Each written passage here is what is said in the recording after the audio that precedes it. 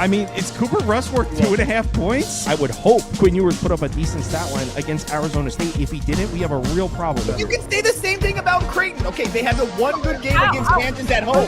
When Toast talks about the kicking market, it's like some earth is flat shit. Andy, true or false, this is going to be a dog walking. Dog walking. This is my dog walking of the day. I think it's going to be very ugly. Dog walking. I think this is going to be ugly. Hey, get this sword. 5.5 yet. Not me. Not yet. What's up, everybody? Happy Thursday morning to you all, or Wednesday night if you're hanging out with us. Hope you all had a nice Wednesday. I won both my bets.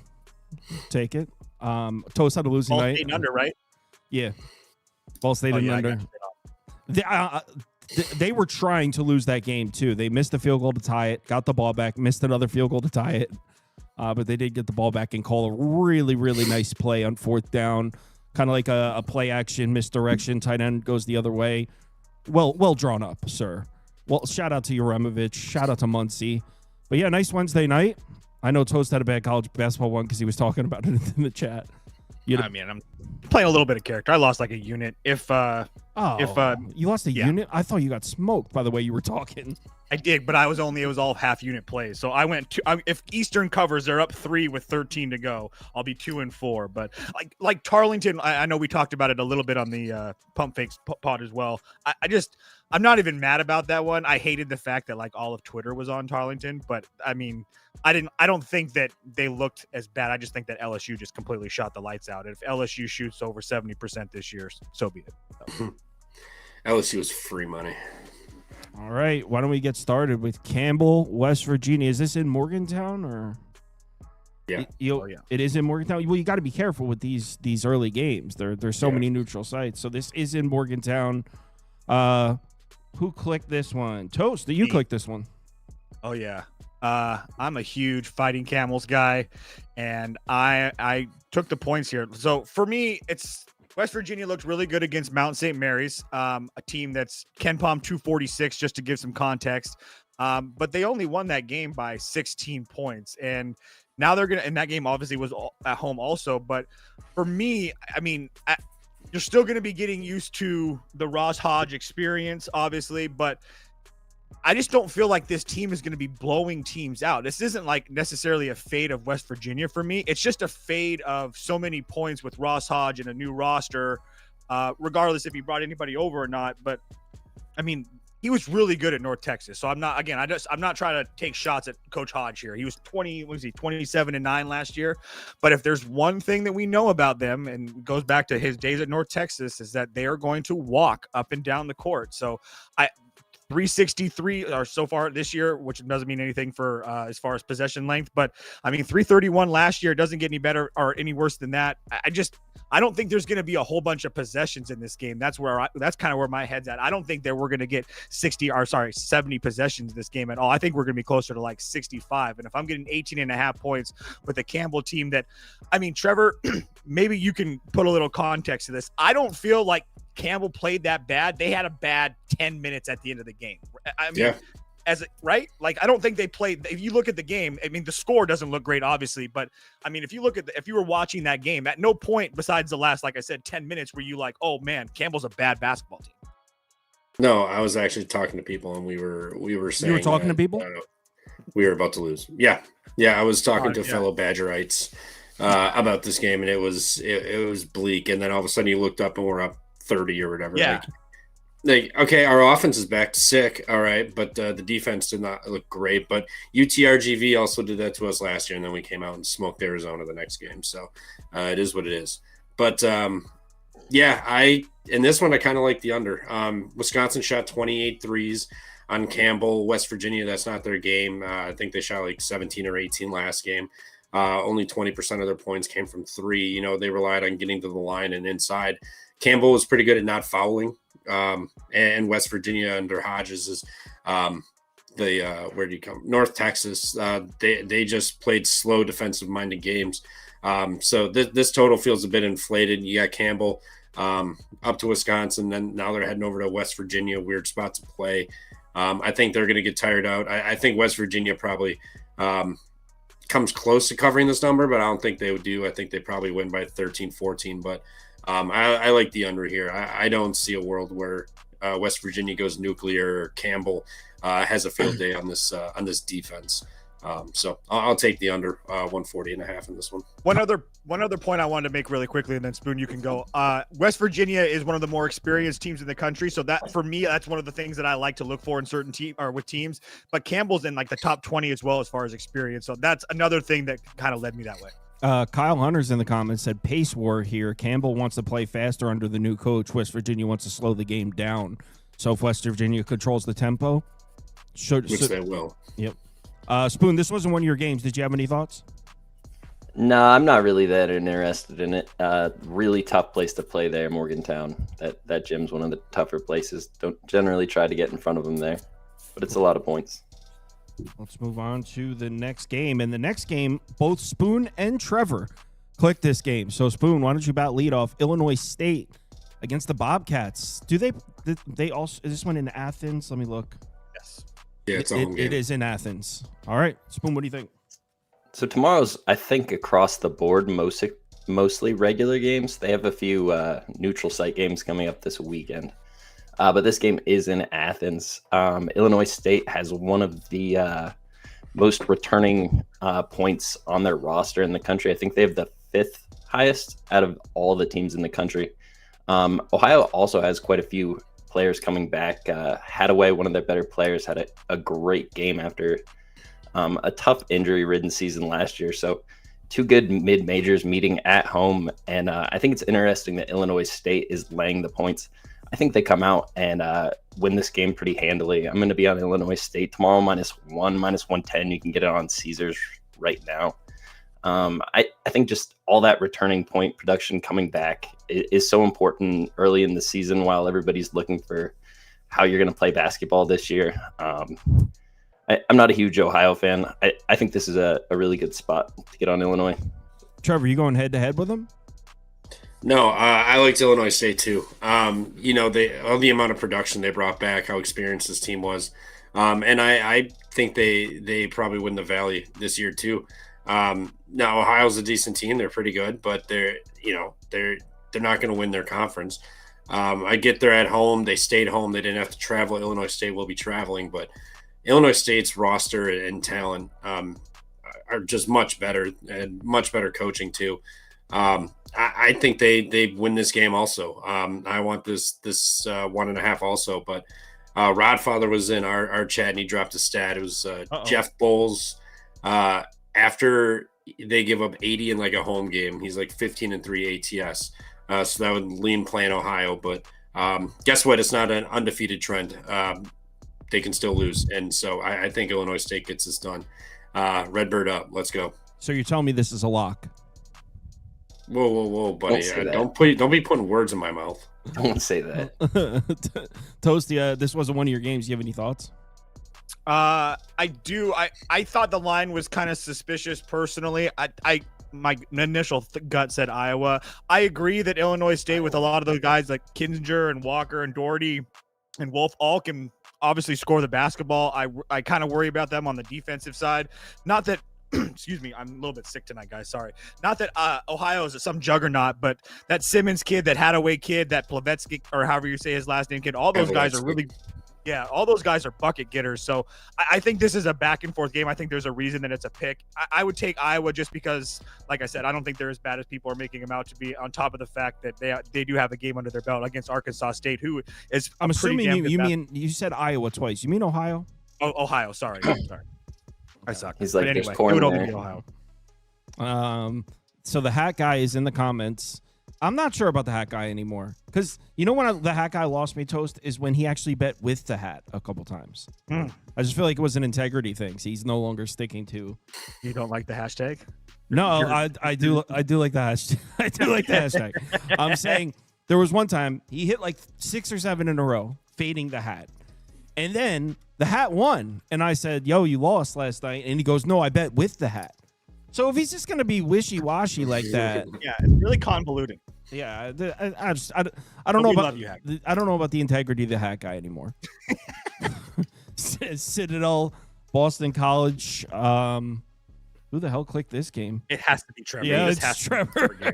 All right, Well, the Citadel. only reason is because there's no way in hell. I mean, are you really taking Citadel right here? Yeah, buddy. I'm taking I thought the so. troops. I know Citadel. you like the back of my hand. I knew it. Go ahead. Who is Boston College to be I laying know. 17 to anybody? Who do they think they are? Duke? No. Just because you're in the same region doesn't mean you're Duke. Get the hell out of here with this 17 points. They're going to win this game by like 8 or 9. Citadel is bad. I'm not going to try to fluff Very them up bad. with some stats. They're bad. This team is bad. I do think they got incrementally better than last year, though. So that's an improvement. They just played. Where was let me see the score here. How do you Yeah, say they it? beat Erskine 105-61. So the offense is there. If they just don't play play a defense, the offense is there. But no, this is just I can't lay 17 with Boston College traveling back home from the FAU game. They gave away big time. Now you're coming back home. You're going to play a Citadel team, which obviously is not good. But I just think this is way too many points. Like Boston College is going to be lucky to win this game by 10 or 11.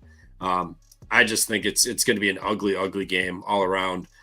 Citadel's, they can put it in the bucket, but do that against an actual, D1 team, not D3 community college. So I think it's an under game. I think it's ugly. I think Citadel covers this like 53 to like 64.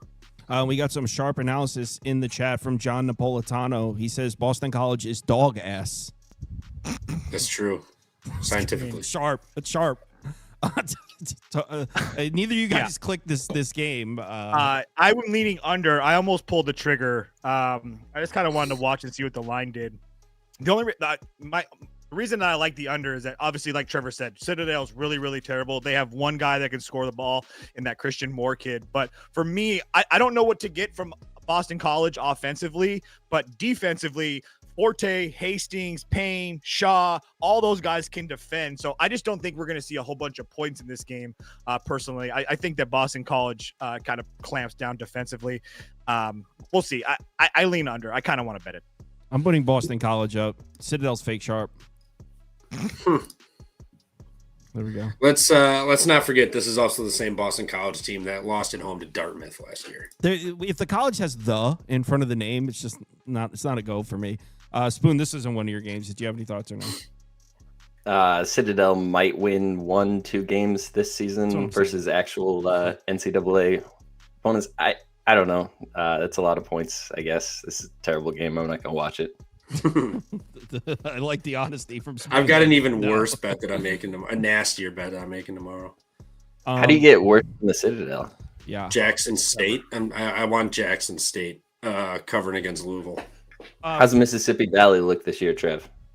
Hey, I bet them one time the last 2 years. All right. Aren't they playing Obviously a women's team tonight? Yeah, they beat Mississippi College. Yes! I swear to God, I'm not making that up. Yep. So public service announcement here. If you're new to college basketball and you're looking at some of these games from the last few days and you're like, I can't do this, just hang around till January. I don't get into it till January. These games are January is when college basketball is similar to college football in a sense that once you get into conference play, the games are electric. And there's not enough time for us to talk about all the games we want to talk about. It gets awesome. So just hang in there through the early months. Well, these games are awesome. Respect the games. Robert Morris Drake is cool. This is the coolest one we talked about today. And Spoon and Toast both check the box that they want to talk about this game. Spoon's going to go with Drake minus 8.5.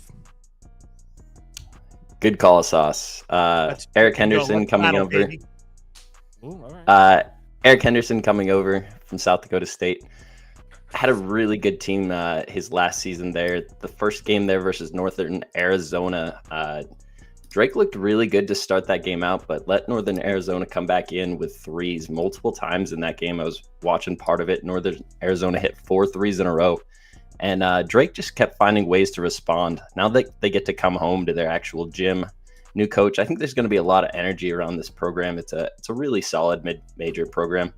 Robert Morris, also a really good program, but they had a great season last year, only returning one of those players back from that team. So I think there's a huge turnover on that team. I don't know what to expect Robert Morris the length of this season, but I think this is just a short number. I think this gets to double digits with Drake at home. Eric Henderson's a pretty good young coach. I'd like to see where Drake goes this year in the Missouri Valley Conference. Drake all the way. This is a Drake spot. Robert Morris, I was saying it all last year. The record was fraudulent. They weren't a strong team, and everyone fell in love with them, and now they lost everybody. Robert Morris is terrible. Drake by 15 plus. Go ahead, Toast. They lost by 9 to Alabama, man. Or I don't think it was double digits. I had Bobby Morris money line that game too. Yeah, I think that's a little disrespectful to the Colonials, if you're asking me personally. I know that looking at the, I saw what Iowa did to this team.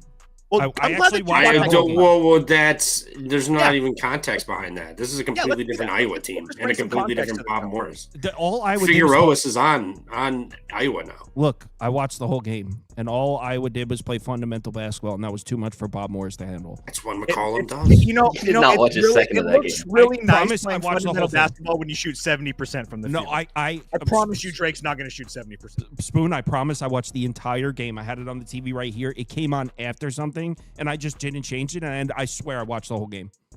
I even was talking to Toast about the game during it, wasn't I? Oh, no, I was talking to Trevor. Or I was talking to somebody in the Discord. No, I was sleeping. I said, who? No, you're good. I remember you saying that. You're right. You're right. Yeah, Robert Morris is a good. I don't believe that it had much of your attention, but they can't handle the fundamentals of the game. Again, I feel a little bit differently. I'm glad that you brought up the Iowa game first of all. Obviously, 101-69 doesn't look great, but kind of like we talked about the LSU game earlier, I mean, Iowa just shot the lights out, 46% from deep, almost 70% from two. But honestly, I know that the Robert Morris offense only scored 70, but at the same time, I mean, they shot 45% from deep. They shot 50% from the field. Their free throws weren't that great, but I don't understand why we're getting such a big number with Drake.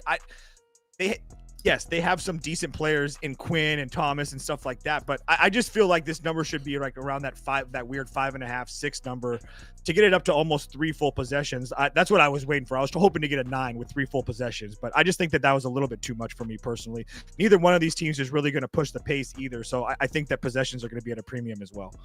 Trevor, I know this is one of the game. Is it one of the games you check? Would you be siding with fundamentals or not fundamentals?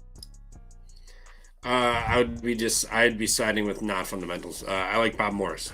Now, Bob Morris, they lost by 32 to Iowa, who is vastly improved, much better head coach, actually plays defense.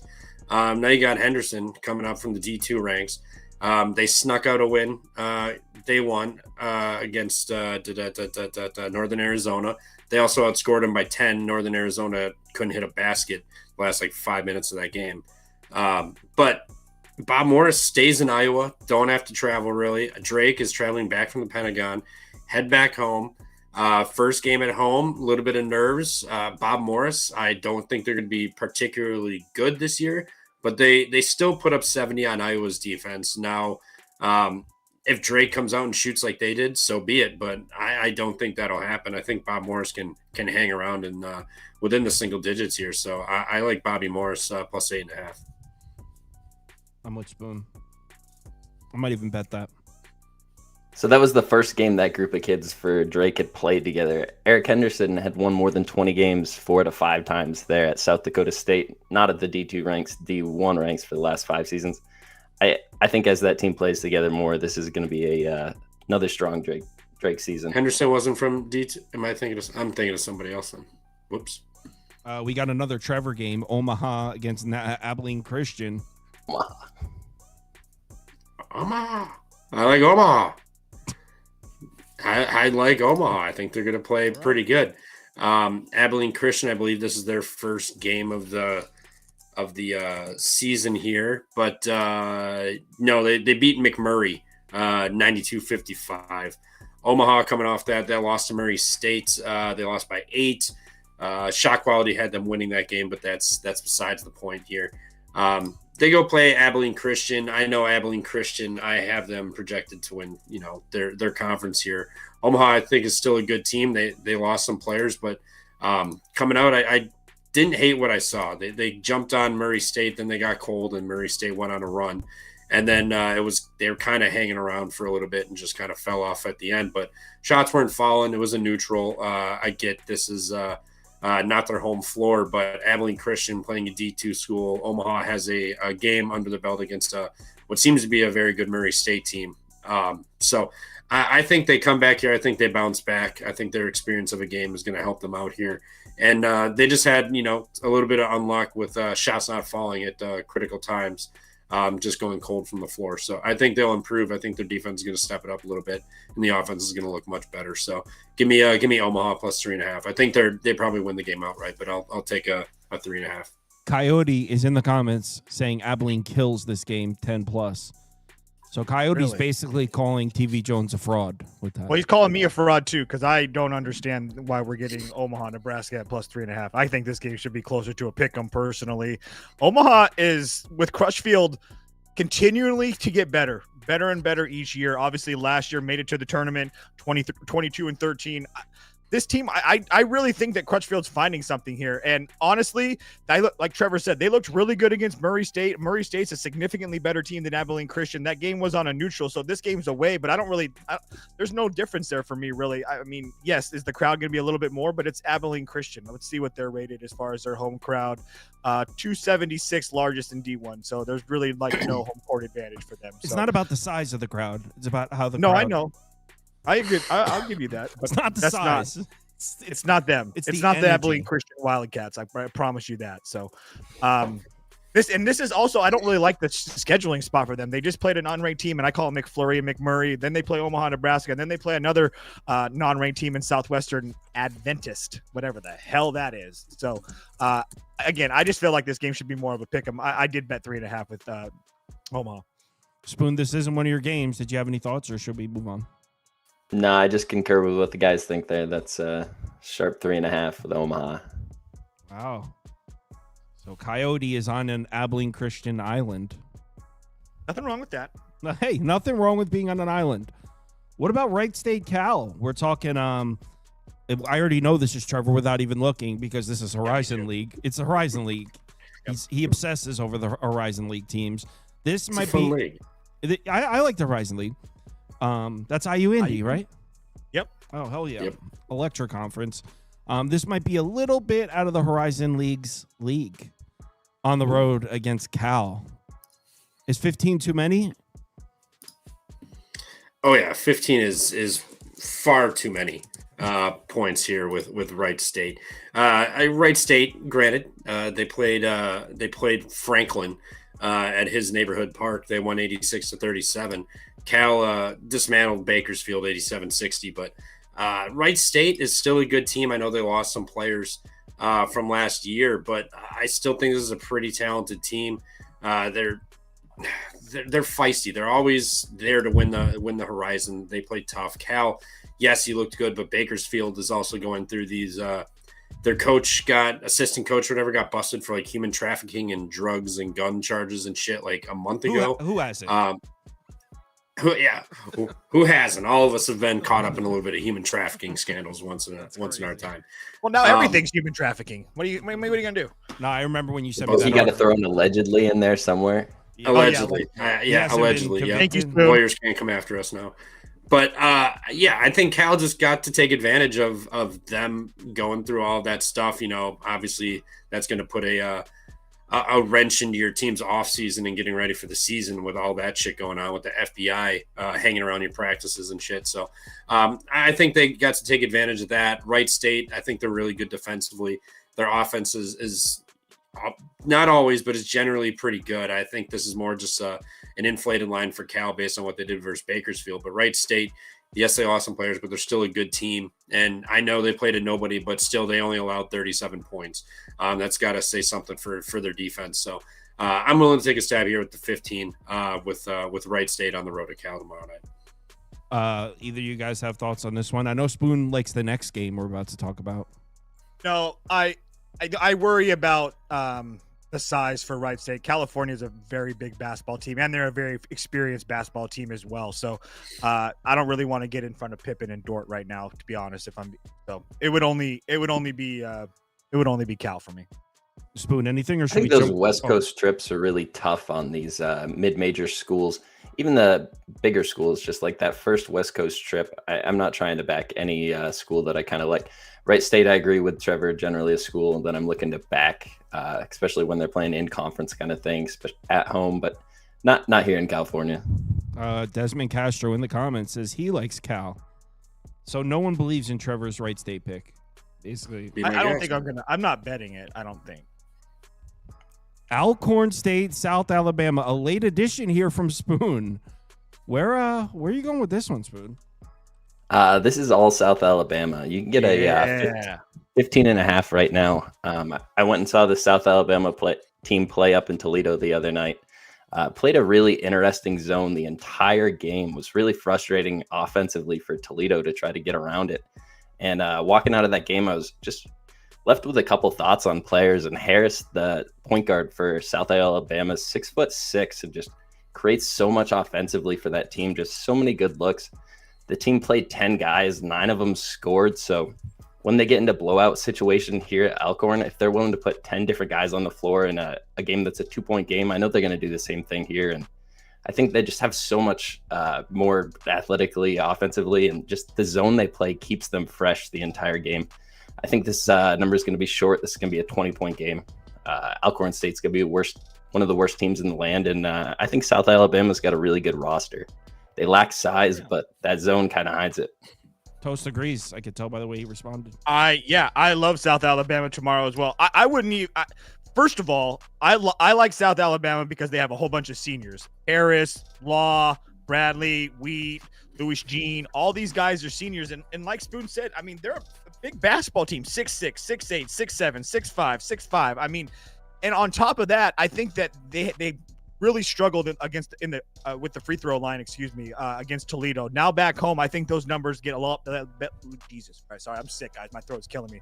I think those numbers get a lot better than 38% personally. So I don't know. I don't know why this number was kind of low. I was like 14.5 when I looked earlier, starting to move now. But I agree with Spoon. This number should be, or they should win by about 20. Yeah, it's only open on a couple that I could see, but you can get a 15.5 on Fanatics and a 16.5 on DraftKings right now. But all right, I'm going to talk some college football. Are you going back over to your channel, Trev? Yeah, we're still going. But to this point, I like South Alabama too. Alcorn State kind of shot lights out against Florida State, 50% from 3, 50% from the floor, so not that much, but still 50% from 3. They shot 27 free throws. They only made 16 of them. South Alabama should be able to just run it up here. I mean, South Alabama's defense is gonna look better. Alcorn's not gonna shoot like they did from 3, and then Alcorn's defense was also atrocious. They gave up like 158 points to Florida State the other night. South Alabama should be running circles around these guys tomorrow. Maybe I'll bet South Alabama. You guys all sound pretty confident on it. So for those of you that want to hear more college basketball, head over to Trevor's channel, the Pump Fake Pod. They're live right now. For those of you want to hang around, we're talking some college football. Spoon, Toast, Trev, talk to you guys later. See you. Good luck tomorrow, guys. Yep. Okay, it is Wednesday, so we got Kyle Hunter here and Jay Sternberger as always. I personally had a losing college football week in week 10. How was your guys' weekend, Kyle? Real good week for me. It was a good week of college football, good week of NFL, and a good start to college basketball. So no complaints for me for the last week. NFL was cool. NFL was thumbs up for me. College football was not. What, Jace, you have a good weekend? I want to say this as humbly as possible. I started off very strong Saturday, ended brute 2 butt whoopings from Wake Forest and Cincinnati. Yep. So made up for it, although on Sunday. So yeah, I didn't take too many crazy bets. I did hit on the Cardinals plus 3.5 this week, so that was nice to start the week off right. Yeah, decent start. We got 8 games queued up. It's an interesting week in college football. There's a lot of teams in make or break moments here. Actually, perfect unintentional segue. This is one of them. We got Tulane, Memphis here. This game's on Friday night, correct? This is not a Thursday. This is a Friday. Yep, Friday. Yep, Friday night. So this game's on Friday night, and both these teams are sitting at 1 loss in the conference. And a loss here wouldn't eliminate them because a lot of the teams sitting up there still have to play each other. So those American teams at the top, they're going to beat each other up. But you would imagine the loser of this game is in tough shape as far as potentially playing in the conference championship game. It is a revenge game for Tulane. For those of you that didn't follow this conference last year, Tulane was in the conversation right below Boise State as the possible college football, the Group of 5 college football playoff berth. But then they played Memphis in the last game of the season, got upset outright. Memphis beat them 34-24. Then, Tulane went on to lose to Army in the conference championship game anyway, so they wouldn't have gotten in anyway. But that Memphis game was just like the knockout punch that ruined their playoff hopes. So a revenge game here for Tulane. Jace, what are your thoughts here? I do like the over. I don't know how many people are going to be on that or on the under, but I just think rivalry games. Anytime I think of Memphis, I just think of points, regardless of the matchup. Obviously, Tulane had an embarrassing loss last week to UTSA. I just think there's a lot going on behind the scenes at Tulane. They also very well could have about 2-3 other losses on their schedule already that they've squeaked by. I think Memphis smells blood. I think they're getting ready they're trying to make this playoff run. I think they were 12 on the last rankings that just came out last night. I really like Memphis here. I know a lot of people. I know the lines, it opened at I think 6.5 or 7, and now it's on ESPN Bet right now. It's 3.5. So I'm riding with Tulane. I think they're going to cover. I'm not going to say it's a blowout, but I definitely think they'll pull away in the fourth quarter. Or Memphis, sorry. I said Tulane. I meant Memphis. Oh no. I agree with the movement down. I don't know if it's still playable where it's at, but I was really considering. I was staring at, I think it was Sunday afternoon, I was staring at a Tulane +7, and I was like, I think this is going to close lower than that. And I considered it for about 15 minutes and then moved on to the next game. Checked later that night. It was down to, I think, 6, and now it's at 4.5. So I wish, obviously, hindsight is always 20/20. I wish I had grabbed the +7, but I kind of leaned the exact opposite way of Jace. I was kind of leaning Tulane and under here. What do you think, Kyle? I don't want to bet this game very badly, so I will say I like a live angle in this game. Memphis has been amazing in the second half. Tulane's been terrible in the second half. So if you want to live bet this game, I think this is a perfect setup. Splits. Memphis 34th in first half point margin. Tulane is 44th. In the second half, Memphis is 4th. Tulane is 92nd. So just a massive drop off there in the second half for Tulane. Revenge. I was going to say the same thing there, Kyle, with the 34-24 game where Tulane lost because they were -3 turnover margin. I will say, though, the Green Wave defense is nothing like what they were last year. This is a much weaker team than a year ago. And Retzlaff, while he's fine, you don't really want him to be your main option. I feel like he's the running game for Tulane. That kind of concerns me. I think the number has come down here because of Brendan Lewis's status. Brendan Lewis, as far as I've seen, likely to play in this one, but he's definitely banged up for Memphis. Tulane is 64th in PPA margin, 81st in net points per drive. They were dominated last week. Guys, I don't think Tulane's as good as some people thought they were based on their record. Were they looking ahead to this game? Probably not. I think they just kind of got run by a UTSA team that was really fired up.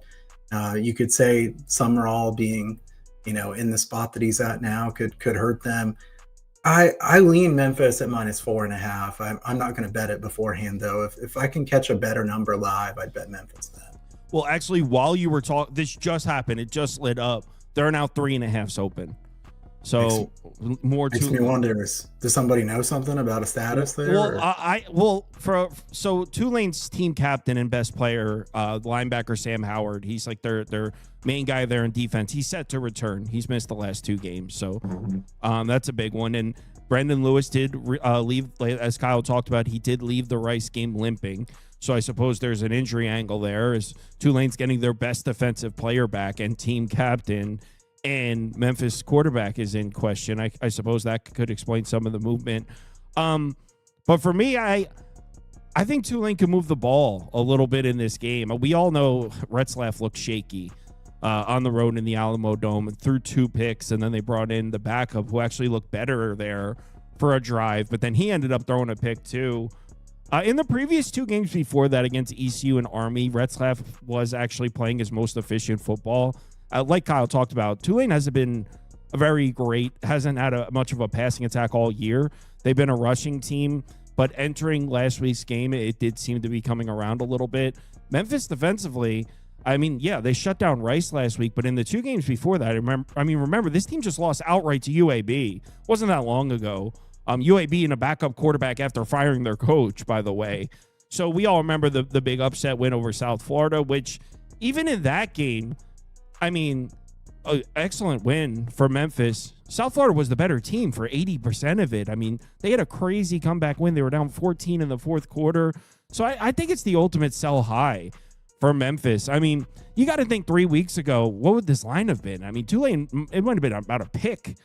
So, look, it's not playable because I agree with what Kyle's saying. Tulane might not be very good, but also we weren't even sure how strong Memphis was. I think that when they lost that game to UAB, we were kind of saying the same thing about Memphis. So it's down to 3.5, 4 now, unplayable. The move was to take Tulane early. I guess if I was forced to take a bet right now, there's 4s. I would say Tulane and under, but it's gone. I'll say Tulane, but I'm not betting this. Be a fun watch. Oh, yeah, for sure. Dude, all 3 of those games on Friday night are awesome. All 3 of them are going to be fun. Yeah. I think Northwestern could give USC a game, by the way. I'm considering all the 14.5s are gone. Man, I keep sleeping on these numbers. All right, let's move on to the next one, which is BYU Texas Tech. Man, how's BYU going to move the ball in this game? Well, first of all, good news for BYU is they're looks like they're getting their running back LJ Martin, which is huge because if you've watched BYU, this is an offense that needs to run the ball, and LJ Martin's their star running back. So it looks like they're getting their guy back there in the backfield, and LJ Martin. You're going to run the ball in Lubbock on Texas Tech? Nobody's run the ball on Texas Tech. That includes Utah. Nobody has run the ball on Texas Tech so far this year, and Texas Tech is also a defensive front that could generate pressure without blitzing, which is the exact recipe of how you give Bear Bachmeier problems. He's actually done a great job getting the ball out quickly and reading blitz packages, but Texas Tech doesn't really blitz. They don't need to blitz. They could generate pressure with their front 4. So as far as Texas Tech's offense against BYU's defense, I'm open to suggestions, but I can't see BYU putting up a big number on the scoreboard or consistently moving the football in this game. So, Kyle, you have any thoughts on this one? It's up to 10.5 now.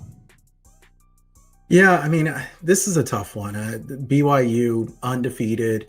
I want to ride the middle of this because some people like BYU so overrated. How could they be undefeated? I mean, that's kind of true. How could they win all of these games the way they've won them?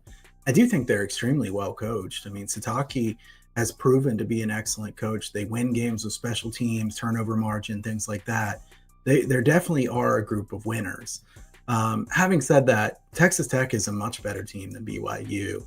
And Texas Tech, while they did lose Skylar Gill-Howard, the defensive lineman, I think they do have enough depth there on the defensive line that they're still going to be very good against the run. LJ Martin's excellent. Bachmeier's more of a kind of a scrambler than he is a drop back passer. And I think he's going to have to throw it here because I don't think BYU can push around the Texas Tech defensive line. The BYU defense is aggressive. I think BYU's best chance of winning this game is forcing some turnovers. Baron Morton occasionally throws in a bad game where he has several turnovers. So that's probably their best chance. BYU is just 99th in pass play success rate on offense. I just don't see how many points they're going to score in a game like this. Probably would lean under the total here, but I would lean Texas Tech too. And this is not, a straight fade of BYU or anything. I think it's more of I want to bet Texas Tech. Yeah, I think Texas Tech's easily the best team in the conference. They're great in the trenches. BYU's had an edge in the trenches against a lot of the teams they've played against. That ends here. They definitely don't have the edge anymore here. Copy and paste everything you said. Lean Texas Tech, lean under. I feel the exact same way and for the exact same reasons. I'm not sure how BYU consistently moves the ball. And what you said about Baron Morton, he does occasionally have himself a bad game and he is prone to turnovers. But if you look at the course of his career, most of that happens on the road. He tends to play much better at home in Lubbock. So, yeah, it would be Texas Tech and under here. It's tough taking an under in a Texas Tech game. They move so fast. But It's up at 52.5, and I'm not sure how many times BYU gets the ball in the end zone. So lean Texas Tech and under. Jace? Yeah, you just said what I was going to follow up with. Last week when we were fading Texas Tech, it was because Morton, he does have struggles on the road, but he's been electric at home. And also to your point, nobody has been able to run against Texas Tech's defense. I mean, Avery Wilson had that big run last week, but they made one adjustment. Then he was scrambling for his life the rest of the game, and he looked exhausted after those 4 quarters. But personally, I have to stop fading Texas Tech. If I have to watch them punch the ball out, every time I bet them, they have 2 or 3 forced fumbles. The Utah game, they were peanut punching it. Last week, they had 3 punch outs, and I'm tired of being on the wrong end of that. And so I'm taking Texas Tech. I don't see how BYU is going to move the ball. Like Kyle said, they are well coached, but I think they're about to show him why he's a freshman quarterback still, and they're going to give him some looks. They're going to pressure him, and just being at home, this will be it. BYU, I'm not saying BYU is not good, but they definitely have had some interesting wins, to say the least, and I don't think you're going to be able to pull that out against Texas Tech. Beautiful. We're all in agreement. Next game. All right, Kyle, Big Ten. 14.5 in Happy Valley is crazy. What was the look ahead of this at the beginning of the season? Penn State minus 7.5. This is so crazy. It's moved 3 touchdowns. Wait, was it 7.5? I was just estimating. It had to be. So Indiana has never won a game here, by the way. They're 0-13 lifetime in Happy Valley. They're actually just 2-25 lifetime against Penn State, and they're 14.5-point favorites on the road. So Kyle, is the number, is this too much? Well, they're about to win a game in Happy Valley here, so that's about to be the first win. I like this one better when it was below the 14, obviously, but I still would go Indiana here in this game. I think Indiana has been consistently dominant in the trenches. Is Penn State going to stop them from running? Penn State's run defense has been very weak this year compared to what I expected. Grunkmeyer is still a young quarterback. Signetti covers numbers. I mean, you guys know that. I mean, this is a guy that is happy to run up a score. They're 29. He's 29-14 against the spread in general as a head coach. Penn State, they put a lot into that first half against Ohio State last week. They kind of stayed a little bit feisty in that. We're just absolutely blown away in the second half of that game. Could something like that happen again here? I think it could. So I don't know if I like Indiana in the first half, but I think Indiana full game, stronger in the trenches. Indiana's quarterback play is even better than it was a year ago. Mendoza's been excellent. Yep. I don't think Penn State can stop them consistently. And how many points do we think Penn State's going to score?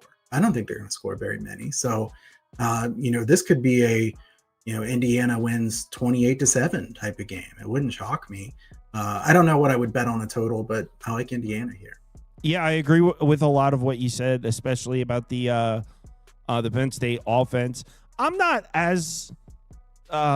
jumping at the opportunity to back Indiana's offense on the road in Happy Valley. There still is a lot of talent on that Penn State defense, and Indiana might be missing Elijah Surratt, their star receiver there. He left the Maryland game injured, and if you watch Indy, he's a big part of he's their main guy, their wide receiver there. That's an NFL guy, Elijah Surratt. So he's listed as a game time decision.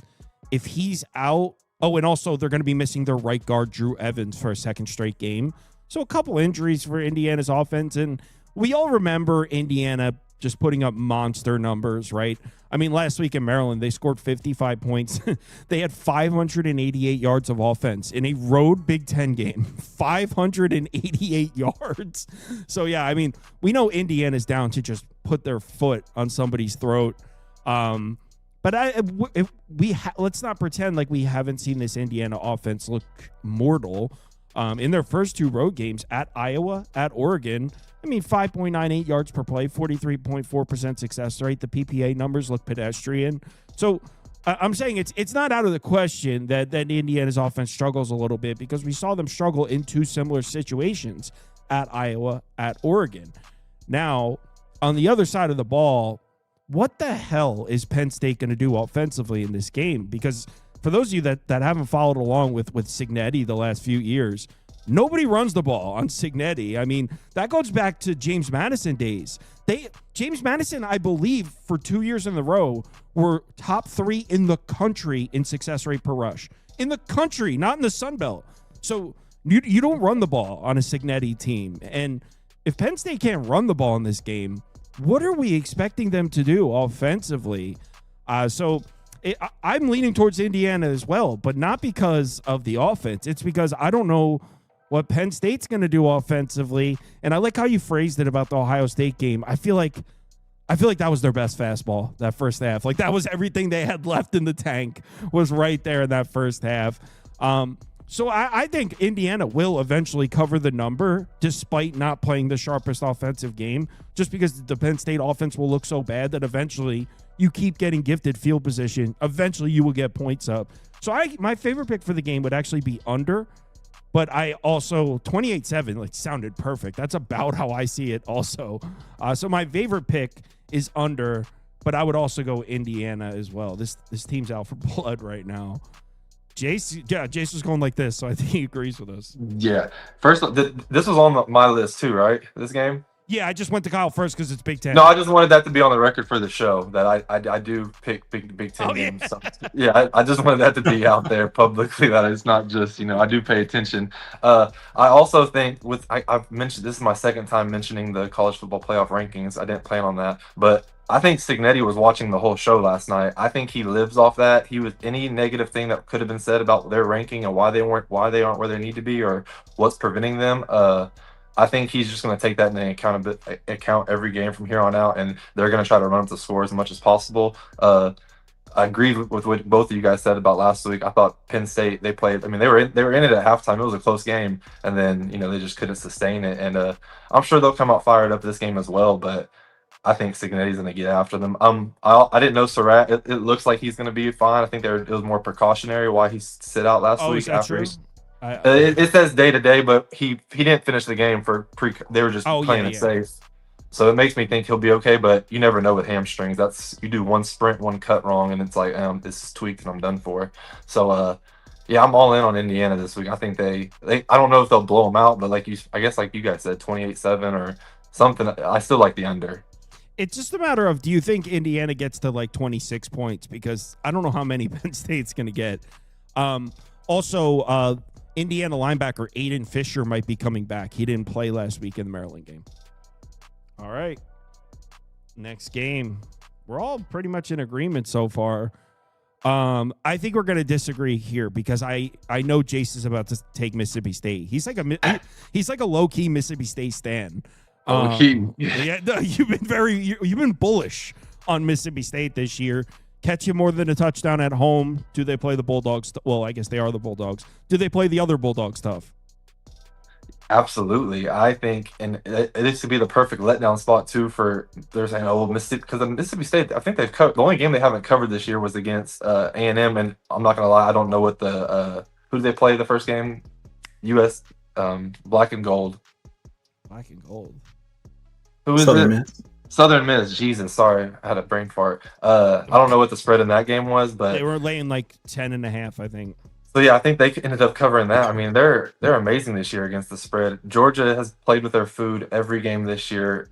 You can't say, besides the A&M game, Mississippi State has had a chance to win every game that they've been in this year. They're going to be at home. They finally got over the hump of their first conference win. I think they could upset Georgia this weekend. If Georgia doesn't come out and if they have another first half where they come out lethargic and going through the motions, I think Mississippi State can steal some points.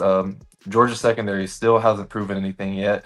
Their offense might be showing a little bit of growth. Stockton's playing better, but I like Mississippi. 8.5 is just way too much for me. I'm gonna, even if Georgia win by double digits, then so be it. But that hasn't happened yet against Mississippi State, especially at home.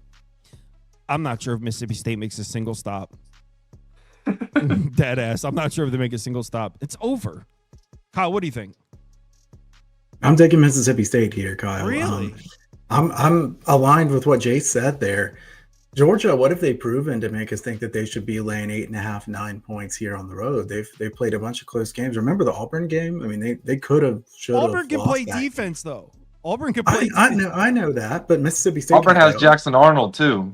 That was. Such an unnecessary shot at Jackson Arnold. It's always necessary.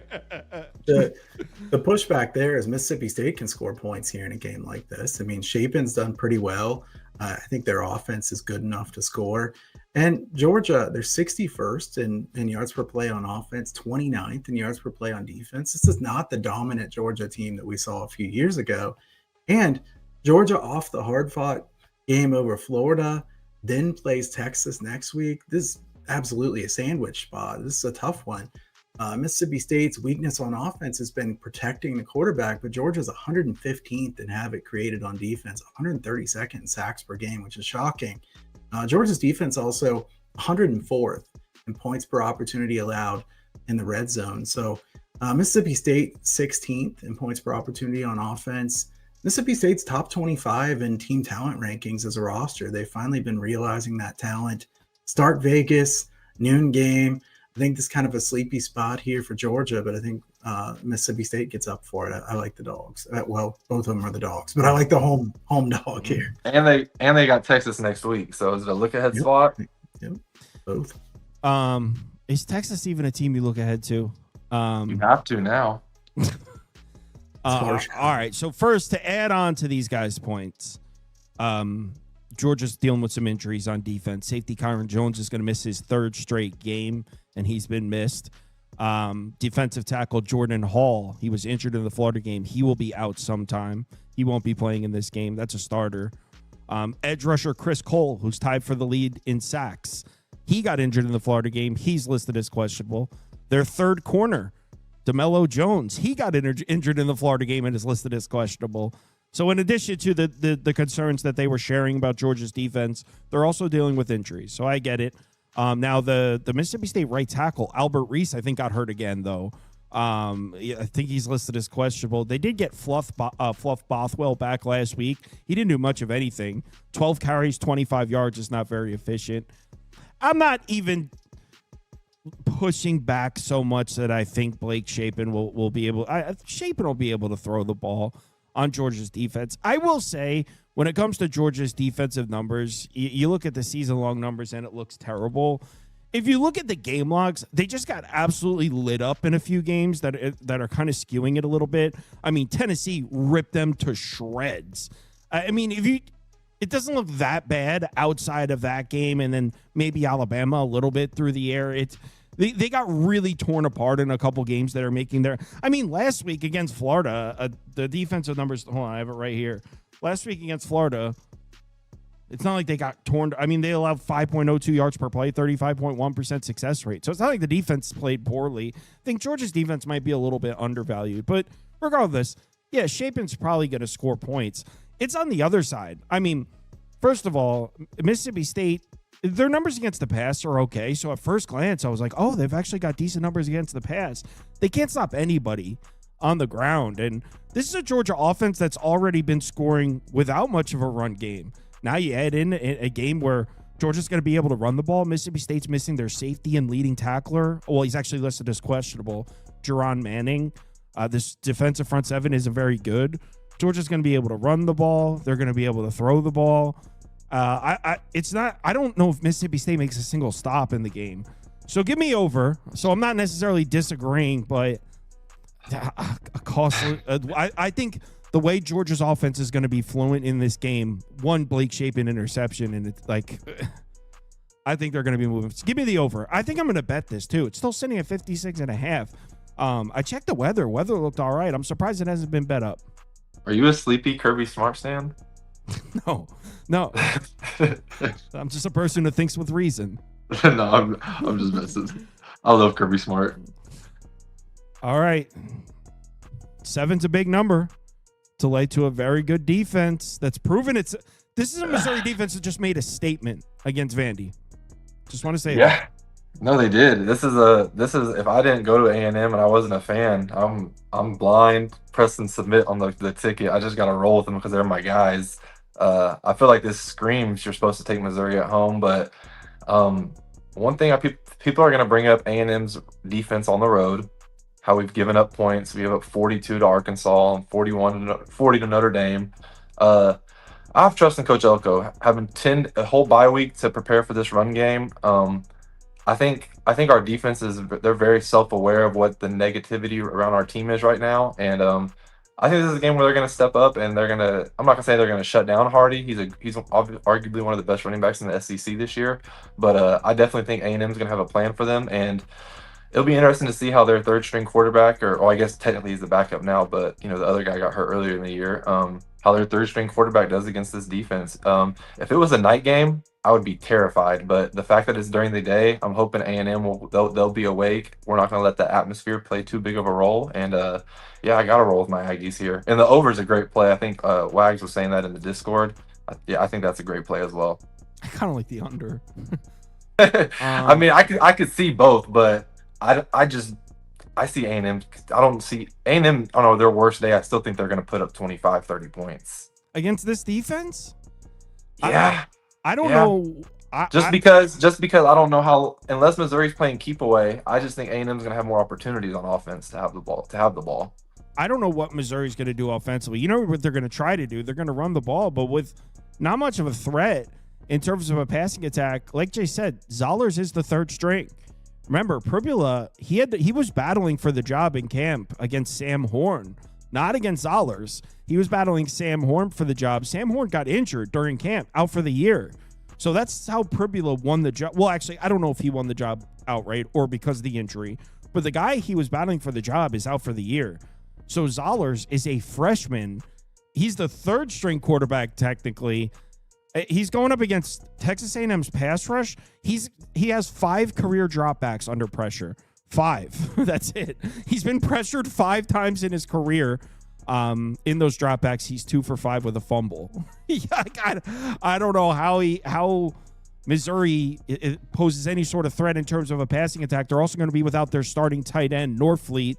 Their starting center is listed as questionable, although it looks like he's going to play.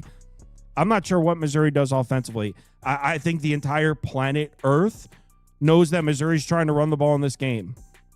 I think Elko could be ready for it. Remember, Elko built some really strong run defenses there at Duke. This is a guy who knows how to stop the run. Yeah, I don't know what Missouri does offensively in this game. I lean towards Texas A&M just because I'm not sure how Missouri's scoring points in this one. I kind of lean under, to be honest. This Missouri pass rush is a problem. They're very strong. I'll put Texas A&M up and under. Missouri, I believe they're first in the country in pressure rate, and they don't even blitz much. So they generate pressure with their front four without blitzing. Marcel Reed, as good as he's been, he's handled pressure well. Does have a tendency to hold on to the football at times. He's also had a tendency to take some sacks. So I think Missouri poses a problem for Texas A&M. Remember, there's injuries to the running back position here. Le'Veon Moss is still out, and Reuben Owens was banged up. Wasn't he limping in the last game, Jace? Something like that. Elko didn't really address it in his press conference this week, so I'm hoping he's fine. He's expected to be available, but I'm pretty sure he was limping. Which means that Reuben Owens is that's their second running back. So they're injured at the running back position. Missouri's got an elite pass rush. I would go A&M and under. What do you think, Kyle? Tough game to bet. I think this is one of them that I'm not going to pull the trigger on anything in this game. I would only bet A&M if I had to bet a side here. Zollers was pretty highly recruited. I think the top 10 quarterback, 9th quarterback in his class. So he could be a good quarterback in time, but this is a really tough spot to get thrown into here for Zollers.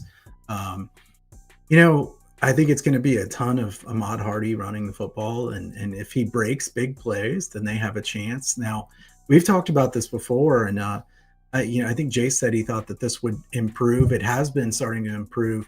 A&M's defense, the one knock on them has been they give up a lot of big rushing plays. They gave up a lot of those early in the season. At one point in the year, they were like 132nd in rushing explosiveness allowed. Now they're in the 90s. So they've definitely improved the last couple weeks. Possibly Elko improving that over time. He's certainly a really good defensive mind. The weather could matter a little bit in this game. 16 miles per hour winds with gusts to 22 miles per hour. So if you see that, that plays toward an under. I'm not going to bet the under here because it's already gone under the key number of 49. I think it started at 50. It's gone down to 48.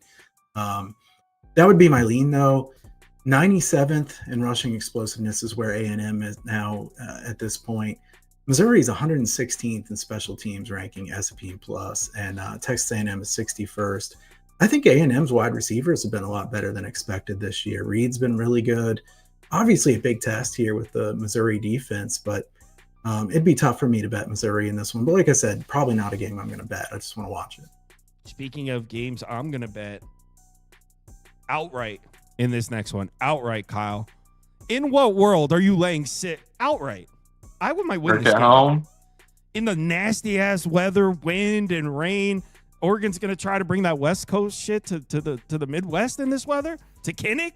I'm not an Iowa guy or anything. I know I'm sounding like one right now, but no. They almost beat Indiana, the team that went into Eugene and beat Oregon. And why is that? I got a 6.5. I'm on Iowa plus 6.5. I think this number's. I think Iowa looks impressive as hell. And that's not a knock to Dan Lanning or Oregon. They're certainly a strong team, but I love the way this Iowa team is playing. They're running the ball as well as any team in the country. They obviously we're talking about Iowa's defense at home. We know it's going to be official, and you add in the fact that there's bad weather as well. I don't know how you lay more than 3. Like, this is going to be a nasty one. Give me a Hawkeyes. I did bet this one plus 6.5. Are you with me, Kyle? Yeah, I would take Iowa here in this game. Kinnick's a tricky place to play to start with, and Oregon, long road trip. How did Oregon look in the bad weather against Wisconsin too? Remember that? I mean, that game was ugly. And I mean, Wisconsin's defense is fine, but Wisconsin can't score points. Even Iowa's offense looks good compared to Wisconsin's offense. I think this will be a low-scoring game. I think the move on the under makes a lot of sense with the weather, what it is. I think it's gone from 43.5 down to 40.5. I should have bet 43.5. I didn't. I would still lean this being a low-scoring game. But Iowa, I mean, let's be honest. Iowa has won games at home that it seemed like they had no business winning. We know they're not as talented as Oregon is. But Oregon, if you look at them, they're not great at stopping the run. Iowa's 15th in rushing play success rate on offense. Oregon's 37th. Iowa's going to be really happy to play extremely slowly, run the football as much as they can, win the time of possession, keep Oregon off the field. I think this is a really ugly game, and that's exactly what Iowa wants. If you're an Iowa fan, you love to see weather like this. This is perfect for Iowa. You muck it up, get it really ugly. Win a 17-14 type of game. I'm not going to call for them to win outright, but I certainly think it's possible. And the money line price at what is it, +2 something probably is probably worth a little bit of a sprinkle if you like Iowa too. So yeah, I agree with you. Let's go. You with us, Jace? Oh yeah, we're all in agreement. I think the money line is live. The nasty weather, like you said. I'm not comparing wins and comparing teams like who you play and whatnot, but also, who's Oregon's best win this year? It's Penn State now. I mean, at the time it was a huge win, but now it's kind of, I don't know if it's as exciting as it was. I think Iowa's defense is going to have a great plan for Dante Moore. I love the under as well. Even if it dropped all the way down to 40, I think it did that for a reason. I think it's the weather. It's going to be low scoring. How do you pronounce the Iowa's quarterback's last name? Gronowski. He's starting to get some hype. If Iowa had I'll say this: if Iowa had the SEC brand logo or whatever, they're definitely going to be like a top 16, 17 team in the country right now. I think they are one of the most underrated teams right now in the country just because they're Iowa, and that's not a knock against them. That's just because media doesn't cover them like they deserve sometimes. And so, I definitely think Iowa covers, but I'm not afraid of the money line either. Yeah, that's the if you're playing Oregon, I think you're liking the desperation angle of it. Like Jace touched on, you know what's crazy to think about? If Oregon is to lose this game, moves them to 2 losses, and with Ohio State and Indiana on cruise control, their hopes of playing in the big championship. You might argue that their hopes of playing in the big championship game are already gone because the way Ohio State and Indiana look. If they lose this game, does Oregon not go to the playoffs?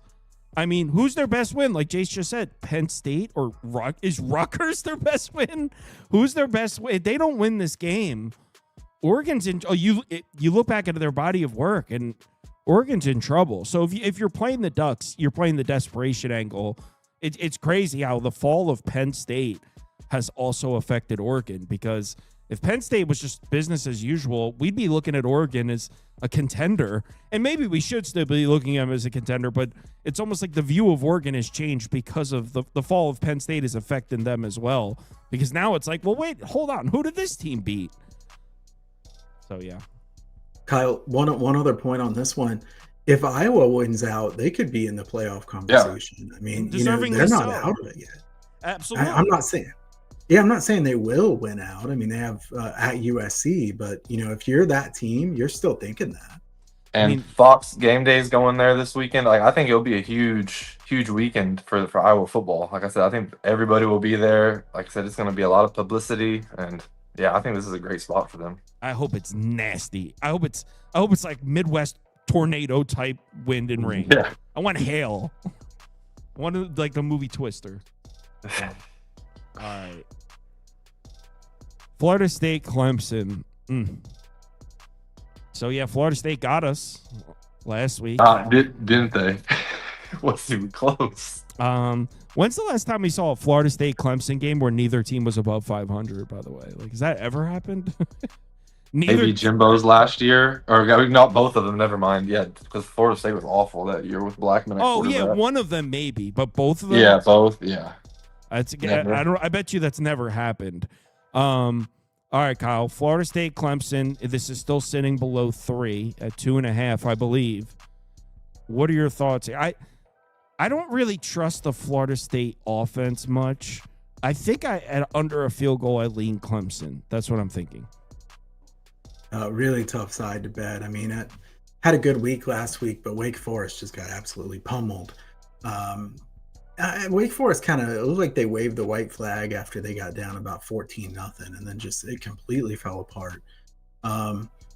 Clemson, guys, I'm not a Clemson fan. I'm going to be honest. I'm not really a fan of Clemson, but they got hosed at the end of that game last week. But the pass interference call that Duke got to win that game was ridiculous, and I was cheering for Duke.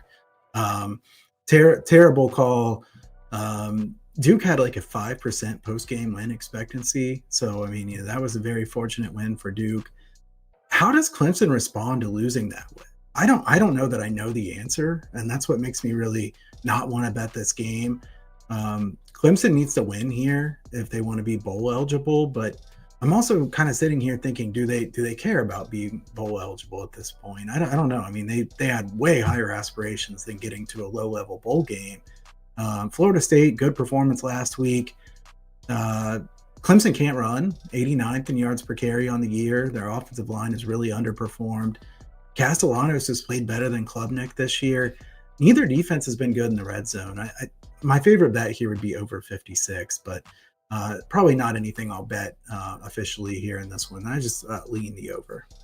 What you said about Clemson's game against Duke, that's kind of how I feel about a few of Clemson's games, where obviously both these teams have been through the ringer and are both having very disappointing seasons. But I feel like Florida State's gotten beat a couple times, where Clemson, I mean, the way they lost a couple of these games is like, are you kidding me? Like, how did they lose that game? The Georgia Tech game, the LSU game, the Duke game, where Florida State, I mean, it's just like getting outplayed by Stanford. And I feel like despite Clemson being 3-5 or whatever they are, I think they're 3-5. I still think they're the better team. So to get them in under a field goal at home, they're also a little bit. That's another thing, is Clemson has a little bit more of an excuse. They played a big chunk of the season without their left tackle, who is now back. They were missing their star receiver there early in the year, Antonio Williams. He is now back. So Clemson had some. The quarterback, obviously. So Clemson had some excuses, where Florida State's what's their excuse? So yeah, I think Clemson is the stronger team, and I think this number should be 3. So I'll put Clemson minus 2.5 up. You know what? I'll put over up 2. I don't hate an over. What do you think, Jace? I'm either going to be super right or super wrong, but after Dabo's comments this week in the media, I mean, he just rips the ACC officials, and I feel like that's pretty out of character for him to go that public with it. I think this is going to be a great moment for them as a team. I think they're going to play that angle of not necessarily the victim, but nobody wants Clemson to be here. Nobody wants us to win. Like, they're taking it out on us. Poor me, blah, blah, blah. And my prediction, I think for the rest of the 4 weeks of the season, I think Clemson's going to cover every game they play in. I think this is going to ignite them. Florida State had a great offensive performance. Again, it was Wake Forest. They put up 50 last week. One thing that we've seen from Florida State this year, they haven't been consistent at one bit. Like I said, they played like they were national champs week 1 against Alabama. Then they looked very bleh the next 3 weeks. I don't think they're going to put up another big 40 ball or 50 ball this week. And I think Clemson, it's going to come down. I want to say they're going to win by a field goal, but I also think they're going to win because Florida State's going to miss the tying field goal. So that's how I think they're going to cover. Florida State misses the kick at the end. That would be poetic justice because that's how Florida State beat Clemson. That was 2 years ago, Kyle, right? When Florida State beat Clemson because Clemson missed the – wait, well, how did that go? I think that was the Jordan Travis year where I think I might be misremembering. I'm pretty sure the Jordan Travis year. And I remember I had Clemson – and people were chirping me in the comments about picking Clemson when they lost on like a missed 30-yard field goal. I was so mad. All right. Next game, LSU, Alabama. Jace, I don't know. I'm all ears on this one. This is just an SEC sicko matchup, just for the love of the game, a rivalry. Whit Weeks isn't playing again. Frank Wilson, they love him over there at LSU, the interim coach. I'm sure they're going to come out passionate, but I think Bama's going to flex their muscle here. It might be close for a little bit, but I think Bama covers with ease. I'm not going to put 3 or 4 units or nothing crazy on this game, but I love Alabama here. I don't think LSU has. I mean, they're going to come out fighting, I guess, just because we all have pride, but. At the end of the day, Bama, we're on 2 different tracks for the season. Bama's getting ready they're trying to make a championship run. LSU's just trying to not make headlines this week. And so they're worried about who's going to be their next head coach. I think, and I haven't taken a deep look at this game, but I think the fact that Alabama stumbled a little bit early in Columbia is maybe getting us a few extra points. I bet you this would be like 13. If it wasn't for that game in South Carolina. So I think we might be getting a little bit of a discount on Alabama based on the fact that they struggle a little bit early. So I'll put up Alabama. But, yeah, I still have to look at this game a little bit deeper. I didn't even look at injury reports or anything. So I'll put up Alabama for the show, but I haven't taken a full look. Kyle? I'm going to be honest, guys. I mean, based on the games that were selected here, I feel like we're all going to have a good week or we're all going to have a bad week because we agree on quite a bit. I don't know. It kind of scares me a little bit. I mean, I love being on the same side as you guys, but we like a lot of the same stuff here this week. I would take Bama -10. LSU, they have bigger problems than just the head coach. I mean, their offensive line has been terrible this year. They're bottom, 30 in the country out of everybody. And blocking grades, they're just terrible. And 128th in explosive play rate on offense, not hitting any big plays. The LSU defense, look, if you look at the year-to-date stats, they've been really good.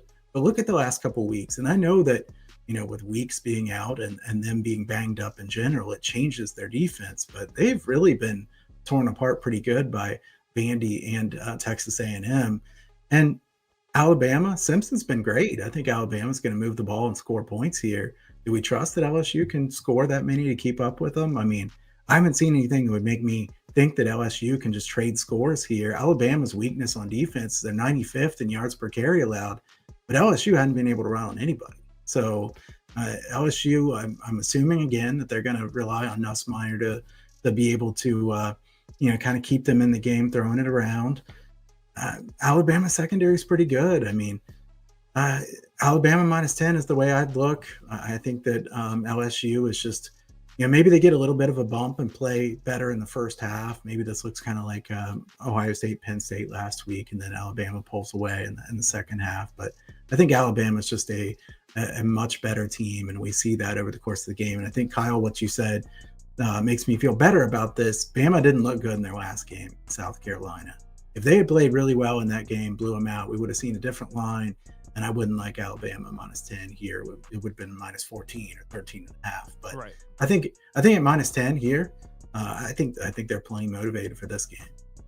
Agreed. Yeah, we are on the same side in a lot of these.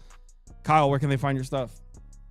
HunterSportsPicks.com. There's a free pick newsletter over there that you can sign up for. You can also check out the spaces that I do on Friday night and the Bet US College Football show that I do with Duck and Scott Seidenberg on Tuesdays and Wednesdays. So hopefully we can have another good week. Yeah. Yeah, I need to get into the green this week. That's his Twitter handle right there, Kyle Hunter Picks, right on the screen. Jace, where can they find you? Yeah, you can follow me on Twitter. And whoever was chirping me in the comments last week saying, "Oh, he's the Twitter guy." Yeah, I am. I'm not a capper. Okay, I would never put my name in that hat yet. I've been doing this for 6 months. All right. He told you to told you to humble yourself, bro. Yeah, humble myself. I just love football. I appreciate you guys having me on the network and just letting me speak some random idiotic thoughts at times. And ironically, I'm up this year, so that's all that matters. That's all that matters. Yeah, just gotta humble yourself. And I love the Big Ten. Yeah, and he loves the Big Ten. On record, he chose a Big Ten game this week. 2. Wow. 2. Groundbreaking. All right, everyone, enjoy your night. Bet responsibly. Talk to you tomorrow. Yep. So thanks everyone for watching. There's 2 videos up besides this one.